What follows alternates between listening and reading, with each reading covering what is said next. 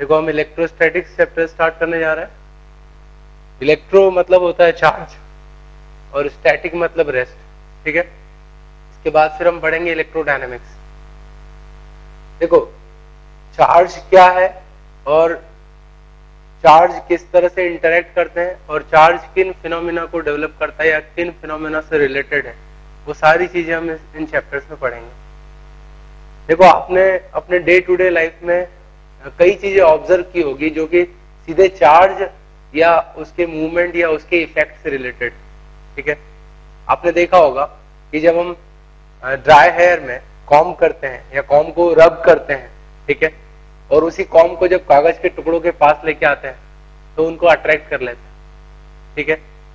या कभी आपने ये ऑब्जर्व किया हो कि आप किसी प्लास्टिक की चेयर पर काफी समय तक बैठे हो, ठीक है, और आपने शूज पहन रखे हैं जो कि इंसुलेटर है, और बैठने के कारण कई बार आपका सरफेस जो है वो प्लास्टिक की चेयर से रब किया है, ठीक है, तो फ्रिक्शन के कारण बॉडी चार्ज हो जाती है। और हमें पता कब चलता है, जब हम किसी कंडक्टर को टच करें, ग्राउंड को टच कर दें या किसी और व्यक्ति को टच कर देते हैं, तुरंत हमें एक छोटा सा झटका महसूस होता है, ठीक है। That is because of movement of charge, ठीक है। हम लाइटनिंग को देखते हैं बारिश के दिनों में जब बिजली कड़कती है, तो that is also phenomena related to charge, movement of charge. हमारे आसपास जितने भी इलेक्ट्रिकल इलेक्ट्रॉनिक इक्विपमेंट्स हैं वो सभी चार्ज के मूवमेंट और चार्ज के इफेक्ट पर बेस्ड, ठीक है। तो चार्ज बहुत ही इंपॉर्टेंट प्रॉपर्टी है मैटर की, और इसके इंटरेक्शन से जो प्रिंसिपल्स हैं उनका अप्लाई करके हम बहुत कुछ बना सकते हैं और बहुत कुछ ऑब्जर्व कर सकते हैं, समझ सकते हैं हमारे फिजिकल वर्ल्ड के बारे में, ठीक है। तो इन चैप्टर्स में हम चार्ज की प्रॉपर्टी, ठीक है, और चार्ज किस तरह से इंटरेक्ट करता है और किन फिनोमिना को डेवलप करता है वो सब डिटेल में पढ़ेंगे, ठीक।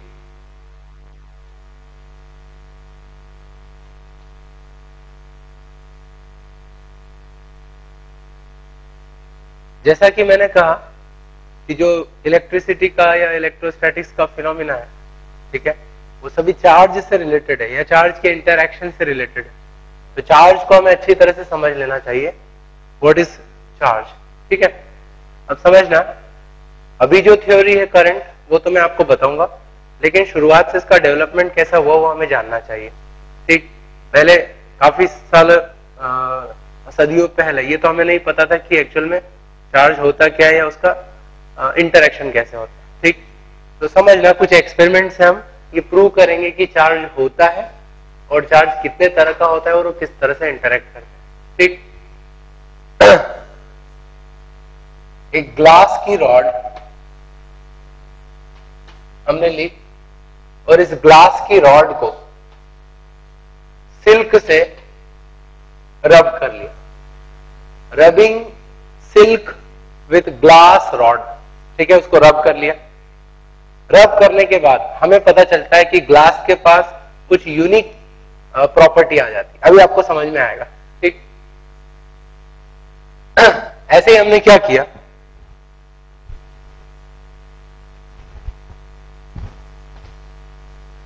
फर के साथ, fur is a type of wool, तो फर के साथ प्लास्टिक की रॉड को रब किया, ठीक है ना। फर के साथ प्लास्टिक की रॉड को रब कर लिया, तो रब करने के कारण, फ्रिक्शन के कारण इसमें भी कुछ यूनिक प्रॉपर्टी आ गई, ठीक। अब क्या किया हमने, समझना, हम दो ग्लास रॉड को एक दूसरे के पास में लेके आए, इन दोनों को सिल्क से ऑलरेडी रब कर लिया गया था, ठीक है। ये भी ग्लास है और ये भी ग्लास, ठीक। जब दोनों को पास में लेके आए तो हमने देखा कि both the rods started repelling each other, दोनों एक दूसरे को रिपेल कर रही थी, दूर फेंक रही थी। ये हमने ऑब्जर्व किया। फिर हमने क्या किया, दो प्लास्टिक की रॉड को एक दूसरे के पास में लेके आए, यहां भी हमने देखा कि दोनों प्लास्टिक की रॉड एक दूसरे को रिपेल कर रही है, ठीक। फिर हमने क्या किया, एक ग्लास की रॉड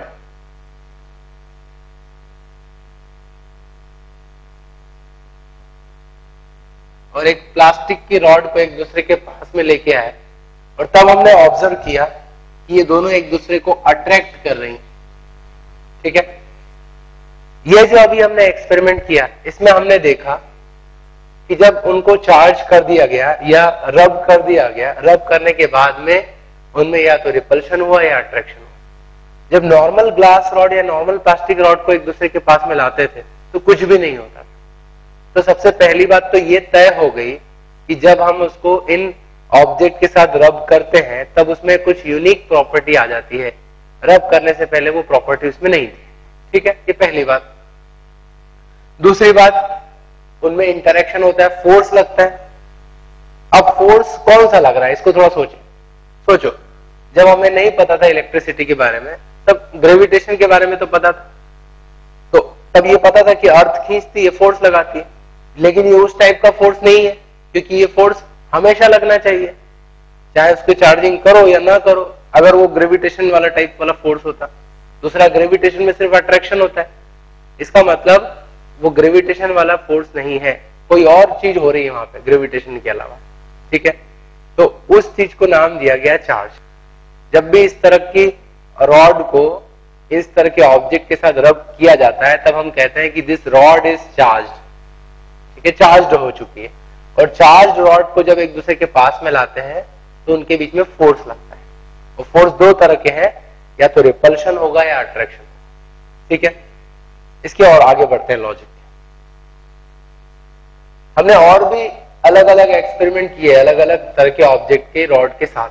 ठीक है, अलग अलग मटेरियल की रॉड के साथ हमने ये पाया कि दो ही तरह के फोर्स लगते हैं, या तो अट्रैक्शन या फिर रिपल्शन। ठीक है, तो एक बात तय हो गई कि चार्ज्ड ऑब्जेक्ट के बीच में दो तरह के फोर्स होते हैं, इधर अट्रैक्शन और रिपल्शन। लेकिन अभी तक ये चीज क्लियर नहीं हुई कि अट्रैक्शन कब होगा और रिपल्शन कब होगा। अब उसको भी हमें किसी लॉजिक से देखना होगा। अब समझना, आप देख सकते हो ग्लास रॉड के बीच में रिपल्शन, प्लास्टिक के बीच में रिपल्शन है, लेकिन प्लास्टिक और ग्लास के बीच में अट्रैक्शन है। एक बात तो हम रूल बना सकते हैं कि सेम टाइप ऑफ चार्ज के बीच में रिपल्शन होगा। देखो, इस ग्लास के रॉड को और इस रॉड को एक जैसी कंडीशन में चार्ज किया गया था या एक जैसी कंडीशन में रब किया गया था, इसका मतलब इनमें एक जैसा चार्ज होना चाहिए। वैसे ही प्लास्टिक रॉड्स को भी सेम कंडीशन में रब किया तो इनमें भी एक जैसा चार्ज होना चाहिए।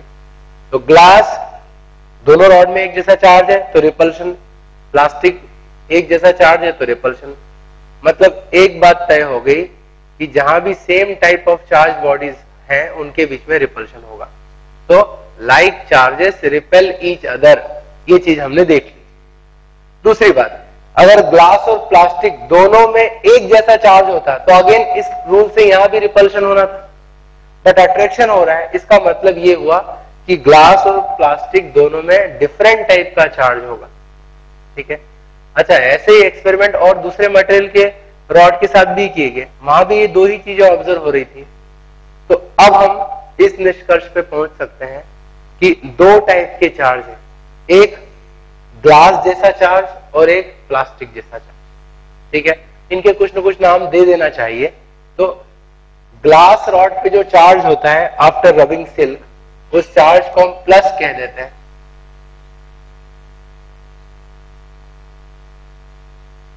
ठीक है, और प्लास्टिक रॉड पे जो चार्ज होता है उसको हम माइनस कह देते हैं। क्योंकि दो तरह के चार्ज हैं तो हमें कुछ न कुछ उनके साइन या नाम देना थे, तो हमने प्लस और माइनस कह दिया। ठीक है, तो शुरू में जो भी प्लस और माइनस का चुनाव हुआ था वो एकदम आर्बिट्ररी हुआ था। ठीक है, उसके पीछे कोई लॉजिक नहीं था। हमने एक को प्लस मान लिया, एक को माइनस मान लिया। उसके बाद में फिर डिफरेंट फंडामेंटल पार्टिकल्स पे जो चार्ज है उसके अकॉर्डिंग उनको वैल्यूज दी गई, साइन दिए गए। ठीक है, अच्छा, इस पे प्लस होगा तो सिल्क पे माइनस होगा। क्यों होगा ये मैं आगे चर्चा करूंगा इस चीज की। तो यहां पर हम देखें तो ग्लास के पास प्लस, इधर भी plus, repulsion. Plastic minus repulsion, plus और माइनस के बीच में अट्रैक्शन। ठीक है,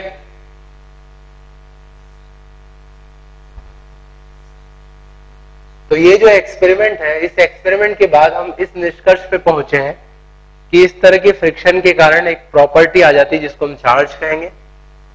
चार्ज ऑब्जेक्ट के बीच में फोर्स लगता है, दो तरह का होता है, रिपल्शन और अट्रैक्शन। उसका कारण है कि दो तरह के चार्ज होते हैं, प्लस और माइनस। लाइक चार्जेस में रिपल्शन होता है और अनलाइक चार्जेस में अट्रैक्शन होता है। ठीक है, तो इस एक्सपेरिमेंट से इतना कहा जा सकता है। तो अभी जो करंट नॉलेज है उसके बेसिस पर हम इन्हीं चीजों को एक्सप्लेन करेंगे कि ऐसा कैसे पॉसिबल है। ठीक है, तो सबसे पहले मैं डिफाइन कर रहा हूं चार्ज।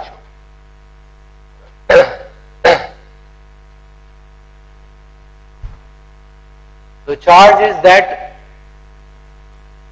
प्रॉपर्टी ऑफ मैटर और particle, charge is that property of matter or particle through which the particles interact electrically, through which the particles interact electrically। Particles के बीच में या ऑब्जेक्ट्स के बीच में जो इलेक्ट्रिकल इंटरेक्शन होता है उसका कारण है कि चार्ज, हर पार्टिकल के साथ एक चार्ज एसोसिएटेड होगा, उसके कारण इलेक्ट्रिकल इंटरेक्शन होगा। ठीक है, अब ये चार्ज रहता कहां है, कितना इसका वैल्यू होता है, तो समझना, note this thing that every fundamental particle is associated with some charge. ठीक है, जो पार्टिकल्स होते हैं उनके पास कुछ फंडामेंटल प्रॉपर्टीज होती, जैसे मास, चार्ज, स्पिन, और ये पार्टिकल की प्रॉपर्टी है, उसकी कैरेक्टरिस्टिक है, मतलब वो चीज उसके लिए कांस्टेंट होगी। जैसे एक इलेक्ट्रॉन का मास कांस्टेंट, रेस्ट मास की बात कर रहा हूं। ऐसे ही उस पर जो चार्ज होता है वो भी कैरेक्टरिस्टिक है, मतलब वो फिक्स है, उसकी स्पिन भी फिक्स है। तो उसी तरह की ये फंडामेंटल प्रॉपर्टी है, मतलब इस तरह के फंडामेंटल पार्टिकल्स के साथ ये प्रॉपर्टी एसोसिएटेड होगी। ठीक है, तो क्या लिखा आपने, every fundamental particle is associated with some charge. ठीक है, और वो उसके लिए फिक्स होगा। अब नॉर्मली जो हम ऑर्डिनरी मटेरियल की बात करते हैं तो हमारे पास तीन स्टेबल पार्टिकल हैं, इलेक्ट्रॉन और प्रोटॉन और न्यूट्रॉन। उनके पास कितना चार्ज है वो हम देख लें। तो इलेक्ट्रॉन, इसके पास जो चार्ज है वो है 1.602 इंटू 10⁻⁹ कूलम, ये उसका मैग्नीट्यूड है। और जो चार्ज है वो किस टाइप का है, दो टाइप के चार्ज है, प्लस और माइनस, जो अभी हमने बात की, जिसमें निगेटिव टाइप वाला चार्ज, मतलब जो प्लास्टिक में जो प्रॉपर्टी थी रब करने के बाद, बिल्कुल वैसी प्रॉपर्टीज इलेक्ट्रॉन के पास थी। ठीक है, ये जो वैल्यू है इसको स्मॉल ई से डिनोट करते हैं, इसलिए इसके चार्ज को हम लिख सकते हैं -e। ऐसे ही प्रोटॉन की बात करें तो एक प्रोटॉन के पास भी इतना ही चार्ज होता है जितना इलेक्ट्रॉन के पास है, लेकिन इसकी प्रॉपर्टी जो है वो ग्लास रॉड से मैच करती है। जिस टाइप का चार्ज ग्लास रॉड के पास है, सेम टाइप का चार्ज प्रोटॉन के पास है, इसलिए मैं इसको पॉजिटिव कह रहा हूं। ठीक है, दैट मीन्स +e।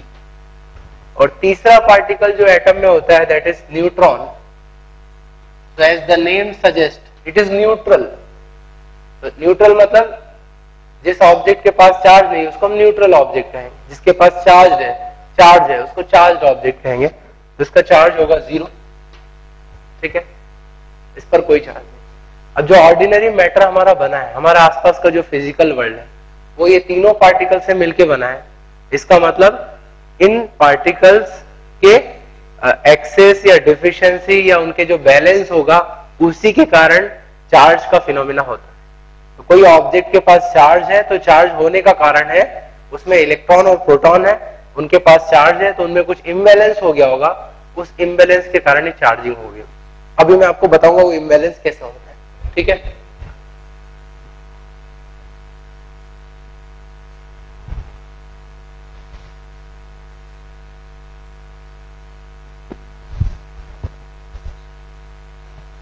तो एक बात हम समझ गए कि हर फंडामेंटल पार्टिकल के पास ये प्रॉपर्टी है, चार्ज उसकी कैरेक्टरिस्टिक है, और इन्हीं पार्टिकल से मिलके ये मटेरियल वर्ल्ड बना है। तो मटेरियल के पास या ऑब्जेक्ट के पास जो चार्ज है that is because of presence of this particles, क्योंकि इनके पास भी चार्ज, ठीक है। अब हम एक एक करके कुछ पॉइंट्स नोट करते जाएं अबाउट चार्ज, जो हमने अभी ऑब्जर्व किए पढ़े। सबसे पहला पॉइंट लिखो, there are two types of charges, there are two types of charges, positive charge and negative charge. Two types of charges, positive charge and negative charge. ठीक।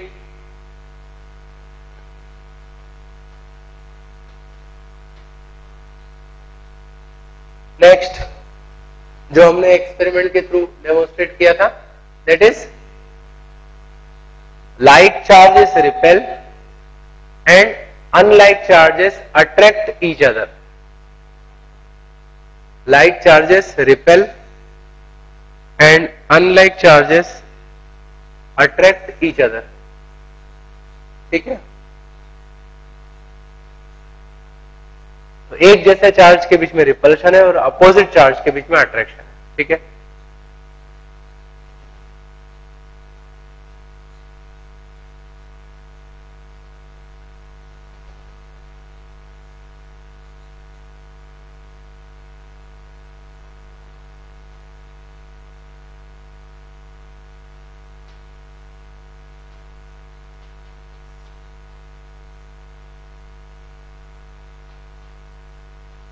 अब इस बात का हम जवाब दें, why an object is charged.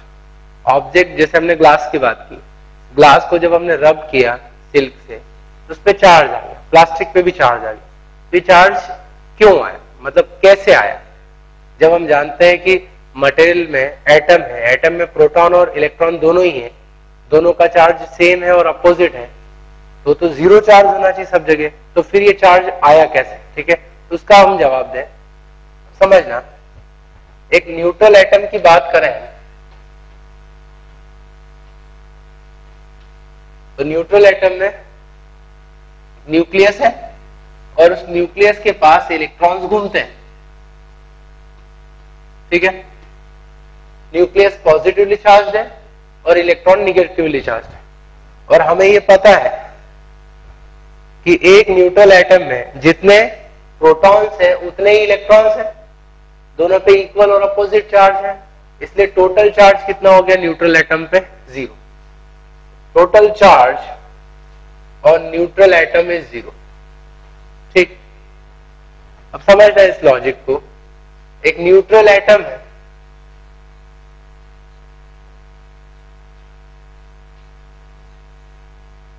इससे कोई इलेक्ट्रॉन निकाल लिया जाए, इससे अगर एक इलेक्ट्रॉन निकाल लें इसमें से, तो क्या होगा? इलेक्ट्रॉन निकाल लें तो अब प्रोटॉन्स की संख्या इलेक्ट्रॉन से ज्यादा हो जाएगी। एक इलेक्ट्रॉन निकाला तो अल्टीमेटली जो चार्ज होगा इस एटम पे, वो हम बता सकते हैं कि नंबर ऑफ प्रोटॉन्स और नंबर ऑफ इलेक्ट्रॉन्स में डिफरेंस 1 का रहेगा। मतलब एक प्रोटॉन जो है उसके कारण एक्सेस चार्ज होगा, तो इस एटम पे चार्ज कितना हो जाएगा? +E। अगर मैंने 2 इलेक्ट्रॉन इसमें से निकाले होते तो इस पर चार्ज आ जाएगा +2E। 3 निकाले होते तो +3E। मतलब एटम में से इलेक्ट्रॉन को निकाल दें तो वो पॉजिटिवली चार्ज बन जाएगा, जिसको हम कैटायन कहते हैं, पॉजिटिवली चार्ज आयन। वैसे ही अगर एक न्यूट्रल एटम को इलेक्ट्रॉन दे दिया जाए बाहर से, ठीक है, कोई से बाहर से इलेक्ट्रॉन मिल गया और वो भी इसके आसपास घूमने लगा, तो अब इस एटम के पास एक्सेस हो जाएगा इलेक्ट्रॉन का। एक्सेस होने के कारण इस पर टोटल नेगेटिव चार्ज आ जाएगा। एक इलेक्ट्रॉन का एक्सेस हुआ तो चार्ज हुआ -e, 2 का एक्सेस हुआ तो -2e, 3 का एक्सेस -3e। तो जितना इलेक्ट्रॉन का एक्सेस होगा उतना ही उस पर निगेटिवली चार्ज आ जाएगा। तो एक बात तो क्लियर हो गई। एटम की बात करें तो इलेक्ट्रॉन और प्रोटॉन का जो नंबर है, जब भी उसमें इम्बैलेंस होगा तब एटम चार्ज होगा। इलेक्ट्रॉन ज्यादा है तो निगेटिव चार्ज, प्रोटॉन ज्यादा है तो पॉजिटिव चार्ज। अब सोचो, इन्हीं एटम से मिलके कोई भी ऑब्जेक्ट बना होता है, तो ऑब्जेक्ट पर चार्ज आने का कारण यह है कि उसमें ओवरऑल पूरे ऑब्जेक्ट की बात करें तो ओवरऑल या तो इलेक्ट्रॉन की एक्सेस हुई होगी वहां पे, या फिर इलेक्ट्रॉन की डेफिशिएंसी होगी, उसी के कारण जो ऑब्जेक्ट है वो चार्ज हुआ है। ठीक है, तो एक्चुअल में जो हमने अभी देखा कि ग्लास और प्लास्टिक को किस तरह से चार्ज किया, तो जब उसको रगड़ते हैं हम, रबिंग करते हैं, तो रबिंग के दौरान कुछ इलेक्ट्रॉन्स या तो रॉड की तरफ आ जाते हैं या वहां से चले जाते हैं, उस कारण से उस रॉड पे चार्ज आ जाता है। ठीक है, तो अल्टीमेटली एक बात समझ में आ गई, आप लिख सकते हो इस चीज को, इट इज एक्सेस और deficiency of electron, it is excess और deficiency of electrons in an object, excess or deficiency of electrons in an object which makes object charged, which makes object charged। ठीक है, उसी के कारण उस पर charge आता है। सो एक्सेस ऑफ इलेक्ट्रॉन्स का मतलब हुआ निगेटिवली चार्ज,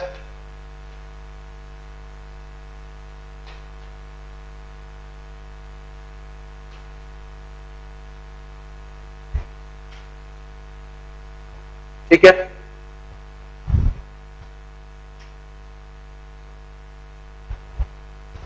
और डेफिशिएंसी ऑफ इलेक्ट्रॉन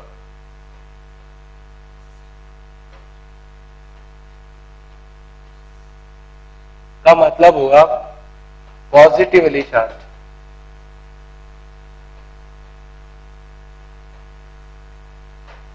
ठीक, एक इलेक्ट्रॉन का चार्ज -e होता है। मान लो इसमें ऑब्जेक्ट में n इलेक्ट्रॉन्स एक्सेस,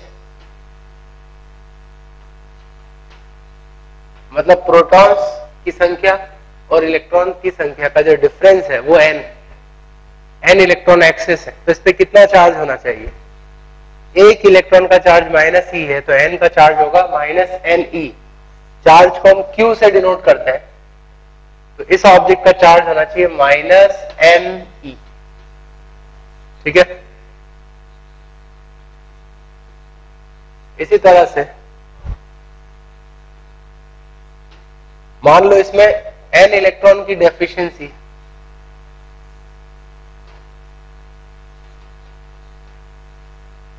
मतलब n प्रोटॉन ज्यादा है इलेक्ट्रॉन से, तो एक प्रोटॉन का चार्ज +e है तो n का कितना होगा? +ne। तो इस पर चार्ज होगा +ne। ठीक है,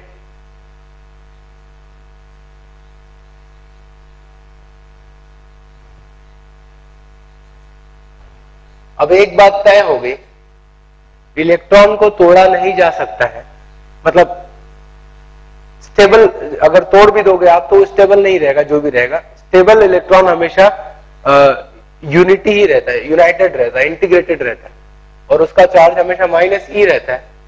ठीक है, और एक्सेस और डेफिशिएंसी ऑफ इलेक्ट्रॉन में जो नंबर ऑफ इलेक्ट्रॉन्स होंगे वो हमेशा इंटीजर के फॉर्म में होंगे, 0 1 2 3 4 5 6। इसका मतलब ये हुआ कि किसी भी ऑब्जेक्ट के पास जो चार्ज है या तो +ne होगा या -ne होगा, where n is integer।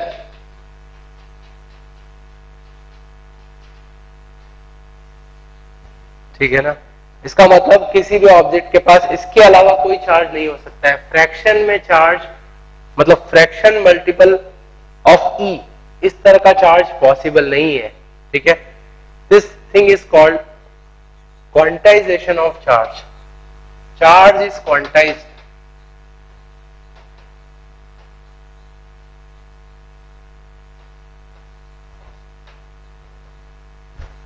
Charge is quantized. Quanta मतलब इस तरह की यूनिट, इलेक्ट्रॉन. तो चार्ज हमेशा क्वांटा में ही मिलेगा. एक इलेक्ट्रॉन, दो इलेक्ट्रॉन, तीन. ऐसा नहीं हो सकता है कि हमारे पास 2.5 इलेक्ट्रॉन एक्स्ट्रा है या 3.5 इलेक्ट्रॉनों की कमी है. इलेक्ट्रॉन हमेशा इंटीग्रेटेड ही रहेगा, तो वो हमेशा क्वांटाइज्ड रहेगा. मतलब 1 2 3 4 5 हमेशा इस तरह से डिस्क्रीट अमाउंट ही रहेगा. कोई भी कंटिन्यूअस वैल्यू नहीं हो सकती नंबर ऑफ इलेक्ट्रॉन. ठीक है, वो हमेशा इंटीजर ही होगी. तो चार्ज हमेशा इसी फॉर्म में आएगा. ठीक, मतलब हम ये नहीं कह सकते हैं कि किसी ऑब्जेक्ट के पास चार्ज है 2.5 E. क्या ये पॉसिबल है? प्लस 2.5 E मतलब 2.5 इलेक्ट्रॉन की कमी. या तो 2 इलेक्ट्रॉन की कमी होगी या 3 की होगी, 2.5 की नहीं हो सकती. That means it is not possible.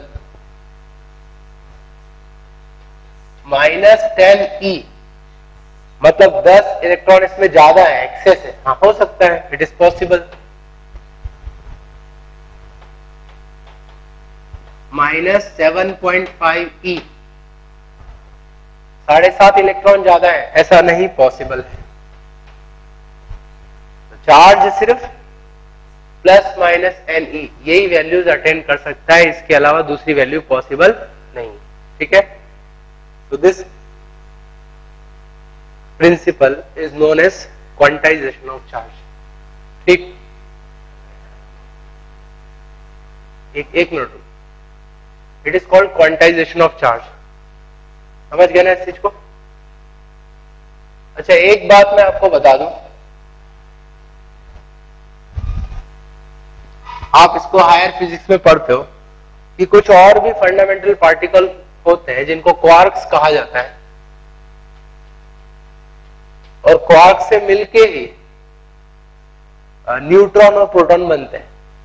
ठीक है, न्यूक्लियॉन्स जिनको कहा जाता है वो क्वार्क से मिलके बनते हैं. और क्वार्क में जो चार्ज होता है वो इस तरह से होता है 2/3 E/3. ठीक है, इस तरह के क्वार्क्स होते हैं.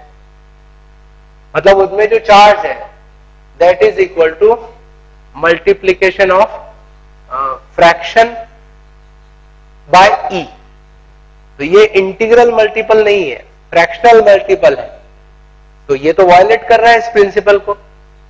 ठीक, ऐसा नहीं होगा. एक्चुअल में जो क्वार्क्स होते हैं ये अनस्टेबल पार्टिकल है. ये कभी भी फ्रीली स्पेस में एग्जिस्ट नहीं कर सकते हैं. ये बहुत स्मॉल इंटरवल के लिए एग्जिस्ट करते हैं और तुरंत एक दूसरे से जुड़ के या तो प्रोटॉन बना देंगे या फिर न्यूट्रॉन बना देंगे. और प्रोटॉन और न्यूट्रॉन दोनों के पास integral multiple of charge. Proton के पास है प्लस E और न्यूट्रॉन तो न्यूट्रल है, मतलब 0 चार्ज है. तो जो स्टेबल फंडामेंटल पार्टिकल्स हैं उन पर चार्ज या तो +E है -E है. दैट मीन्स ये जो प्रिंसिपल है ये वैलिड है. ये जो क्वार्क्स हैं ये अनस्टेबल पार्टिकल्स हैं, इसलिए इस प्रिंसिपल को ये वायलेट नहीं करेंगे. ठीक है.